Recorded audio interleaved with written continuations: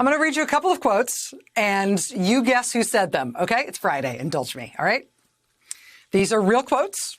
These are statements about the pro-Trump mob that attacked the Capitol on January 6th. Your challenge here is to figure out who said this. Quote, "These are not looters or thieves. These people came with political requests. Hundreds of people have been arrested in the Capitol attack." Quote, "Based on what? Has anybody informed us about that? No. The people who had participated in the Capitol attack were all slapped with, quote, very harsh charges. Why is that? I mean, after all, quote, nearly half of U.S. voters believe that that election was unfair." Those are all quotes from one person speaking today. And this is sort of familiar stuff to us now, right? At this point, you expect this kind of language from lots of American political figures in the Republican Party who support Donald Trump. But those quotes today did not come from an American at all. They came from Uncle Vlad, President Vladimir Putin of Russia, who decided to take a significant chunk of time in a presidential appearance today to wonder out loud about the persecution of the January 6th Capitol attackers here in the United States, who, after all, were only coming to the Capitol with what he called political requests. He defended their actions at length. Off the top of his head, Putin rattled off the numbers of people arrested in connection with the January 6th attack. He rattled off the number of people still being held in prison. He said they were being harshly punished for purely political reasons.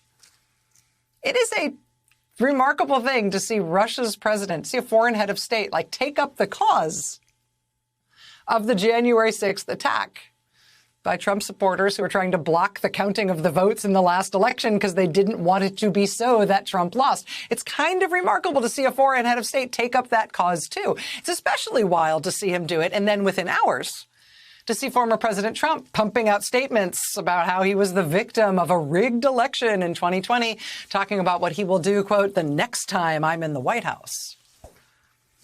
And of course, Trump is also now plugging the speech he's going to give tomorrow to the North Carolina Republican Party, plugging that as a, quote, official presidential speech, because he is increasingly maintaining in increasingly explicit terms that he is still the rightful president of the United States, making Joe Biden some sort of usurper and pretender who, of course, must be ousted. I actually think the best headline on all this today came from Business Insider. Quote, Putin tries to amplify Republican efforts to whitewash the deadly Capitol attack, saying the insurrectionists weren't just a crowd of robbers and rioters. Putin amplifies Republican efforts. Yes! Yes, everybody is reading from the same hymnal here. It's in Cyrillic this way, and then it's in Roman. No, yeah. The what do you call it? The Putin-Trump initiative, right, to uneffect the election of Joe Biden. How's that going?